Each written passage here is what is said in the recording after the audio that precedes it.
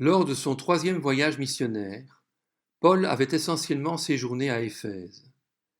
De cette ville à la situation stratégique, il avait dirigé son œuvre missionnaire, recevant les envoyés de nombreuses communautés. C'est à Éphèse également qu'il avait rédigé la première épître aux Corinthiens. Là, il avait aussi dû faire face à l'opposition. Une émeute avait été dirigée contre lui, orchestrée par un orfèvre.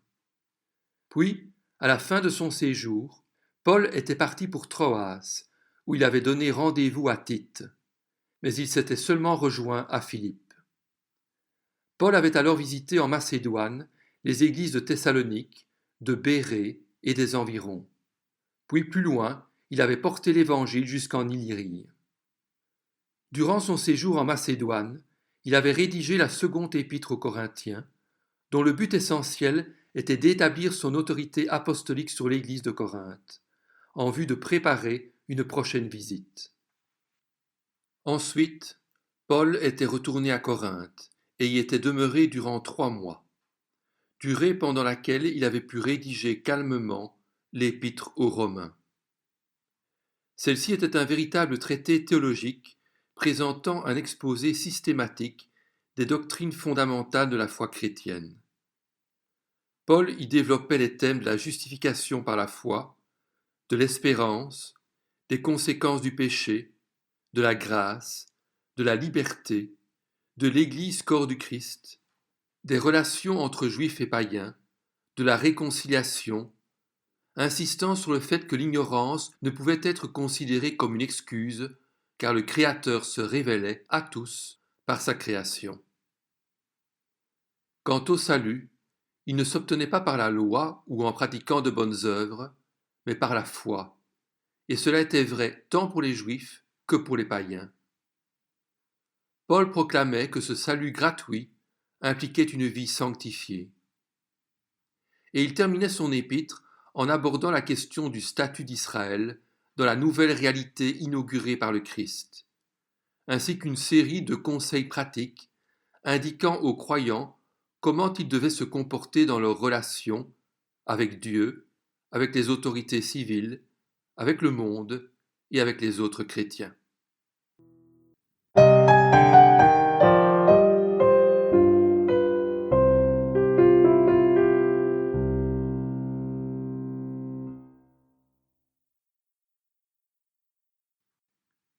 Après son séjour à Corinthe, Paul était sur le point d'embarquer pour la Syrie afin de rentrer à Antioche de Syrie, quand, au moment de prendre la mer, il apprit que les Juifs formaient un complot contre lui. Ceux-ci avaient manifestement comme but de l'assassiner à bord du bateau et de jeter son corps à la mer.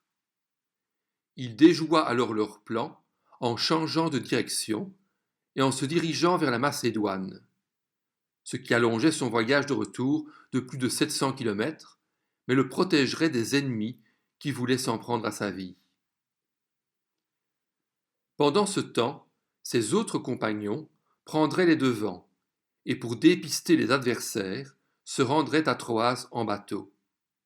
C'étaient Sopater de Bérée, fils de Pyrrhus, Aristarque et Secondus de Thessalonique, Gaius de Derbe, Timothée ainsi que Tychique et Trophime, originaires d'Asie. À cause de cela, le plan initial de célébrer la Pâque à Jérusalem devint irréalisable. Aussi Paul décida-t-il de participer à cette célébration dans la ville de Philippe, au milieu de ses amis. Le mardi après Pâques, Paul prit congé des Philippiens et, accompagné de Luc, trouva dans le port de Néapolis un bateau en partance pour Troas. Après une traversée de 5 jours en mer Égée, tous deux rejoignirent alors le groupe qui se trouvait déjà à Troas.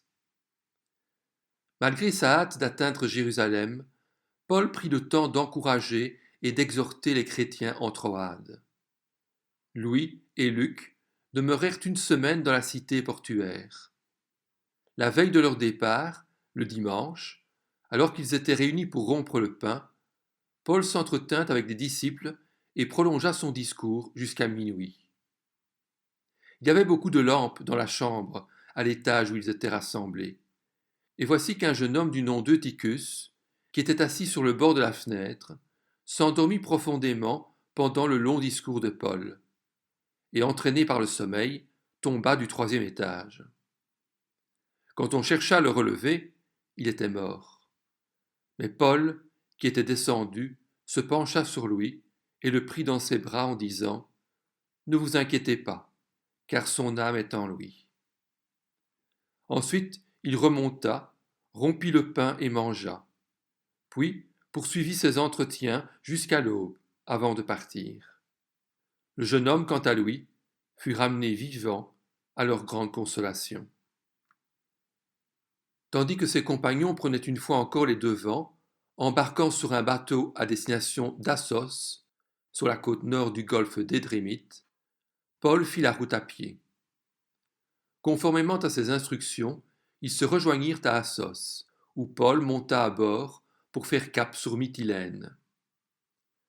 Au début de ce voyage, Paul et ses compagnons se partagèrent la collecte en faveur de l'Église de Jérusalem. Les règles à suivre lorsqu'on transportait des sommes d'argent importantes consistaient en effet à réduire les différentes monnaies en or et à répartir celui-ci entre les différents porteurs. Les pièces étaient alors cousues dans les vêtements de chacun, ce qui minimisait les risques. Une fois à Mytilène, port de la grande île de Lesbos, Paul et ses compagnons poursuivirent leur voyage, toujours par voie de mer, et passèrent successivement face à Chios, patrie d'Homère, le lendemain, puis par Samos le surlendemain, avant d'arriver à Milet, au sud d'Éphèse, le jour d'après. Paul avait décidé de passer au large d'Éphèse sans s'y arrêter, afin de ne pas perdre de temps en Asie. Il se dépêchait en effet pour être, si possible, le jour de la Pentecôte à Jérusalem. Le risque d'agression était toujours également présent. Cependant, il souhaitait quand même rencontrer ses fidèles. Aussi, de Milet, il envoya chercher à Éphèse les anciens de l'Église. Et lorsqu'ils furent arrivés vers lui, il leur fit ses adieux. La scène fut émouvante, tant pour Paul que pour les anciens d'Éphèse. Il leur dit : « Vous savez de quelle manière je me suis toujours comporté avec vous, depuis le jour où j'ai mis le pied en Asie. J'ai servi le Seigneur en toute humilité, avec beaucoup de larmes, et au milieu des épreuves que provoquaient pour moi les complots des Juifs. Vous savez que, sans rien cacher, je vous ai annoncé et enseigné tout ce qui vous était utile, en public et dans les maisons, en appelant les Juifs et les non-Juifs à changer d'attitude, en se tournant vers Dieu et à croire en notre Seigneur Jésus-Christ. Et maintenant, voici que, lié par l'Esprit, je vais à Jérusalem, sans savoir ce qui m'y arrivera. Je sais seulement que de ville en ville, l'Esprit Saint m'avertit, que des liens et des souffrances m'attendent. Mais je n'y attache aucune importance, et je ne considère pas ma vie comme précieuse, pourvu que j'accomplisse avec joie ma course et le ministère que le Seigneur Jésus m'a confié, annoncer la bonne nouvelle de la grâce de Dieu.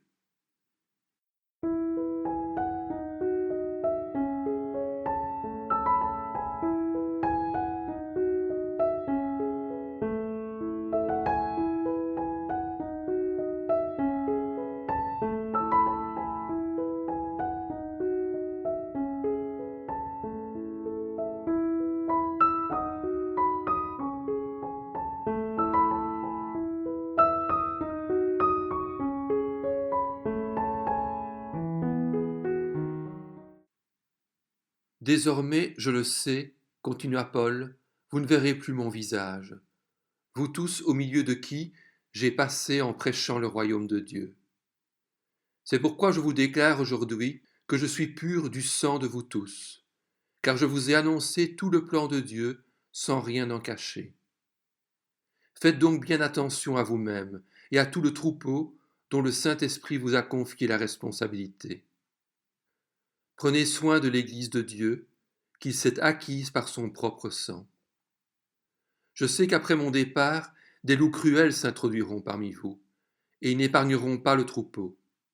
De vos propres rangs, surgiront des hommes qui donneront des enseignements pervertis pour entraîner les disciples à leur suite.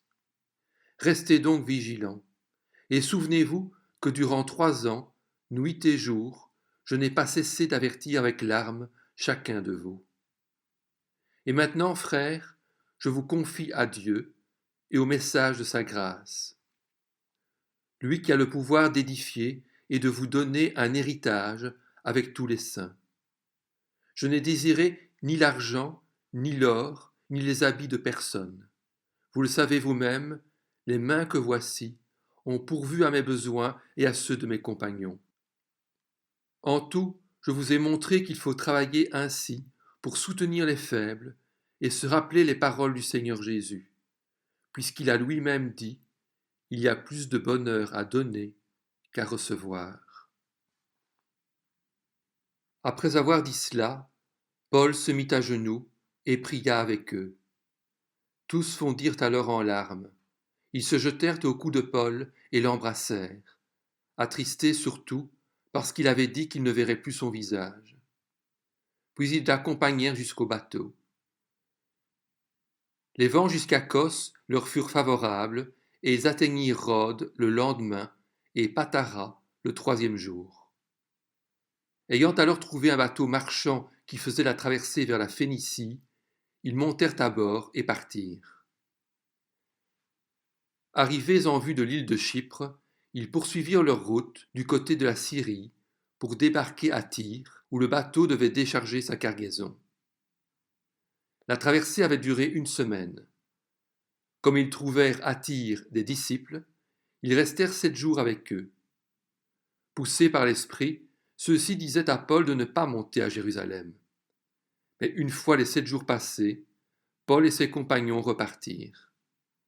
Les disciples de Tyr, avec leurs femmes et leurs enfants, accompagnèrent le groupe de voyageurs jusqu'à l'extérieur de la ville.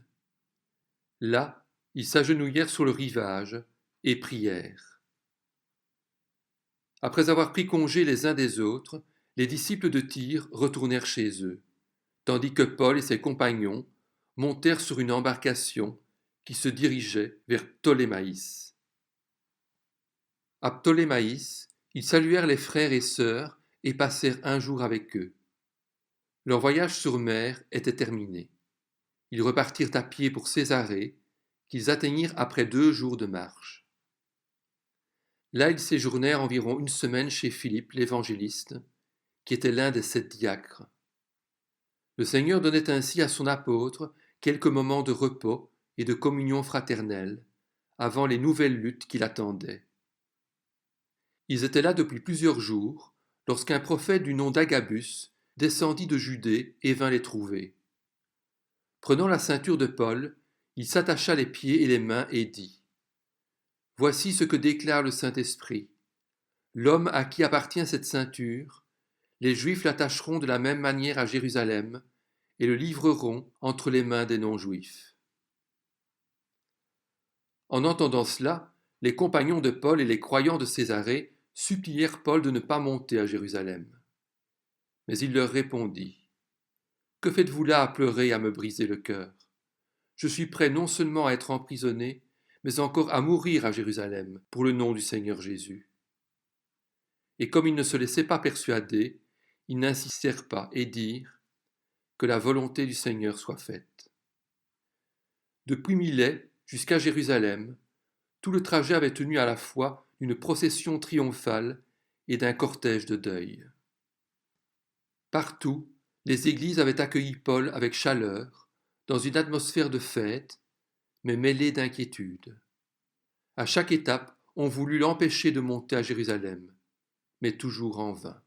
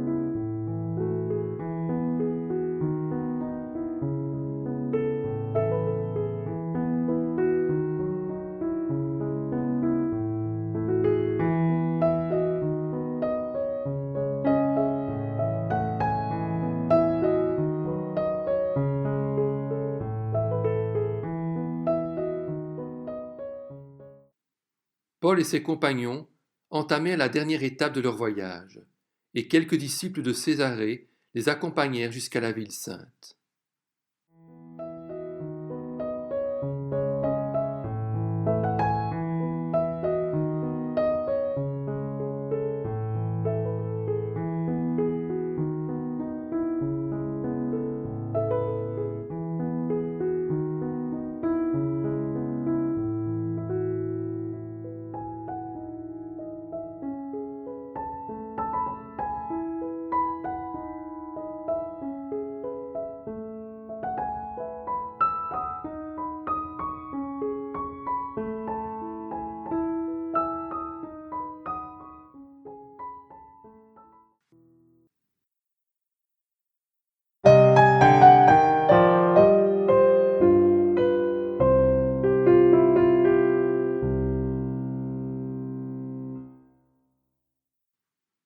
Paul et ses compagnons arrivèrent probablement à Jérusalem un peu avant la Pentecôte de l'an 57. Ils apportaient les offrandes des frères de Galatie, de Macédoine et de Grèce aux chrétiens de l'Église mère. Une fois à Jérusalem, Paul fit aussitôt avertir Jacques de sa présence en ville. La réponse fut immédiate. On l'attendait. Tous s'étaient-ils inquiétés à tort? Les frères et sœurs les accueillirent avec joie. Néanmoins, l'Église officielle de Jérusalem n'offrit pas l'hospitalité à Paul, puisque celui-ci séjourna dans la maison d'un ancien disciple du Seigneur, nommé Mnason, originaire de l'île de Chypre. Le lendemain, Paul se rendit chez Jacques, où tous les anciens s'étaient réunis. L'accueil fut courtois. On invita Paul à s'expliquer sur le sens de ses missions et sur leurs résultats. Avec ardeur, celui-ci évoqua tout ce que, par son service, Dieu avait accompli chez les païens. La réaction fut plutôt encourageante. Après l'avoir entendu, ils se mirent à célébrer la gloire du Seigneur. Puis ils lui dirent : « Tu vois, frère, combien de milliers de Juifs on compte parmi les croyants, et tous sont zélés pour la loi. Mais ignorait-il que Christ est la fin de la loi, pour que tous ceux qui croient reçoivent la justice ?» Même si cet accueil aurait dû augurer d'autres entretiens pacifiques, Paul dut vite déchanter. L'entourage de Jacques l'éclaira sur la triste réalité. À Jérusalem, sa réputation était détestable, tant parmi les chrétiens de la ville, en majorité judaïsants, que de la part des Juifs. L'enseignement de Paul scandalisait autant les uns que les autres. Les zélotes et les terroristes juifs étaient maîtres de la rue. Jacques était devenu vieux et n'avait plus la force de s'imposer aux convertis du parti pharisien. Les chefs de la communauté chrétienne furent certainement corrects vis-à-vis de Paul, mais ils se trouvèrent paralysés dans leur action par les ennemis de Paul qui détruisaient dans les églises sa réputation. Pour le faire bien comprendre à Paul, on lui tint ce langage. Ils ont entendu dire que tu enseignes à tous les juifs vivant parmi les non-juifs d'abandonner la loi de Moïse. Le terme grec était une grave insulte à l'apôtre, car il signifiait littéralement que Paul enseignait l'apostasie de Moïse. Tu leur dirais, continuèrent-ils, de ne pas circoncire leurs enfants et de ne pas se conformer aux coutumes. Cette rumeur qui circulait à Jérusalem, selon laquelle Paul aurait interdit aux Juifs de circoncire leurs enfants, était évidemment fausse. Que faire donc ? Le conseil des anciens lui suggéra ceci. Il y a parmi nous, lui dirent-ils, 4 hommes qui ont fait un vœu. Prends-les avec toi, accomplis la cérémonie de purification avec eux, et pourvois à leurs dépenses, afin qu'ils se rasent la tête. Ainsi, tous sauront que ce qu'ils ont entendu dire sur ton compte est faux, mais que toi aussi tu vis en respectant la loi. Paul devait donc se réhabiliter en professant, pour ainsi dire publiquement, son appartenance au judaïsme traditionnel. Il devrait passer 7 jours dans le temple avec des gens qu'il ne connaissait pas et payer les frais importants liés à cette purification. Pour 5 naziréens, il fallait sacrifier 15 brebis, autant de corbeilles de pain, de gâteaux et de tourteaux, et plusieurs jarres de vin. À cela venaient s'ajouter les frais de subsistance pendant 7 jours. Selon les dirigeants, il pourrait ainsi se justifier vis-à-vis des Juifs. Bien qu'ayant des convictions fermes, Paul était prêt à faire des compromis sur des questions secondaires. C'est ce qu'il avait déjà expliqué dans l'Épître aux Corinthiens, lorsqu'il avait écrit « En effet, bien que libre vis-à-vis de tous, je me suis fait esclave de tous, afin de gagner le plus grand nombre. Avec les Juifs, j'ai été comme un Juif afin de gagner les Juifs.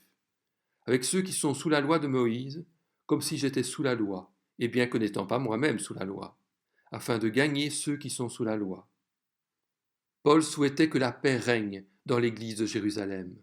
Aussi suivit-il le conseil des anciens. Mais où étaient les limites des compromis? Ici, le compromis ne ferait en tout cas qu'aggraver la situation. Mais Paul ayant consenti, la purification commença dès le lendemain. Les hommes se rendirent au temple. 7 jours plus tard, alors que l'épreuve était sur le point de s'achever, les Juifs d'Asie venus sans doute pour la fête, l'ayant vu dans le temple, se jetèrent sur lui et ameutèrent le peuple contre lui, sous prétexte qu'il avait profané le saint lieu en y amenant des païens. Ils criaient « Hommes d'Israël, au secours!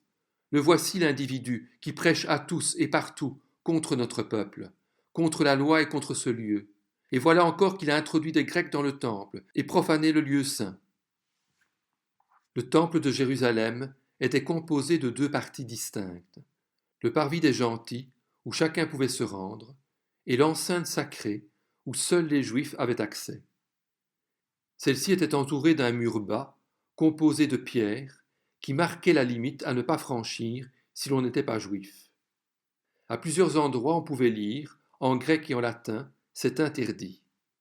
Défense à tout étranger de franchir la barrière et de pénétrer dans l'enceinte du sanctuaire. Quiconque aura été pris sera lui-même responsable de la mort qui s'ensuivra. Paul était non seulement accusé de trahison envers sa religion, mais plus grave encore, d'avoir violé délibérément l'enceinte sacrée en y introduisant des païens. Les Juifs d'Asie, qui avaient ameuté la foule, croyaient en effet que Trophime, un Éphésien qui accompagnait Paul, était entré dans l'enceinte du temple réservée exclusivement aux Juifs. Mais c'était encore un mensonge. Il était impossible que Paul ait pu commettre une telle provocation. Pour lui, le temple restait un lieu sacré. Le fanatisme, malheureusement, se moquait de la vérité et de la justice. Ces Juifs étaient au courant de l'immense travail de Paul et leur stratégie consistait à le discréditer pour diminuer son influence.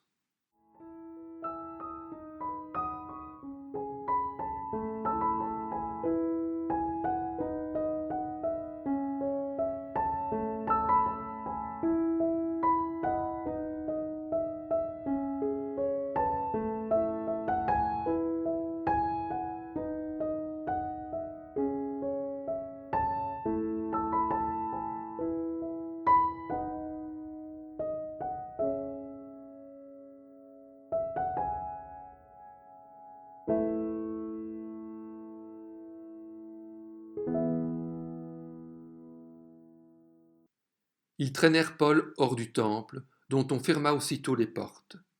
Ils cherchaient à le tuer quand on informa Lysias, le tribun de la garnison romaine, que tout Jérusalem était dans le désordre. Celui-ci prit alors immédiatement des soldats et des officiers et accourut vers la foule. Quand ils virent le tribun et les soldats, ils arrêtèrent de frapper Paul. Alors le tribun s'approcha, s'empara de lui et ordonna qu'on l'attache avec 2 chaînes. Puis il demanda qui il était et ce qu'il avait fait.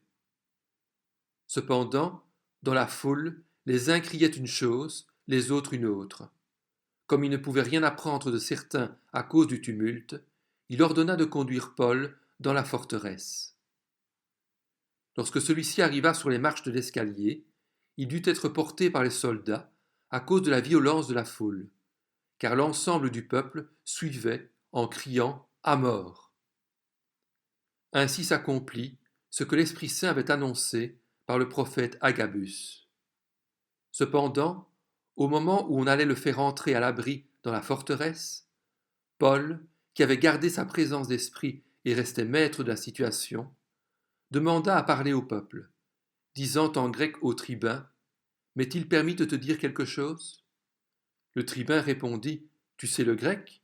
Tu n'es donc pas cet Égyptien qui s'est révolté dernièrement et qui a emmené 4000 rebelles dans le désert?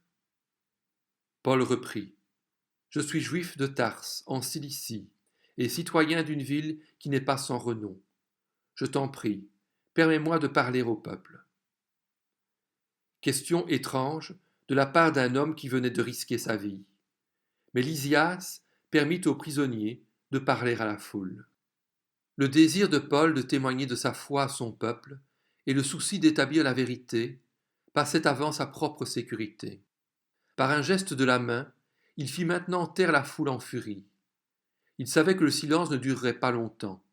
Aussi, plutôt que d'argumenter, il rapporta très simplement ses expériences en leur racontant sa conversion. Debout sur les marches, Paul s'adressa à eux en araméen. Il essaya de démontrer qu'il n'était pas contre le peuple, la loi et le temple.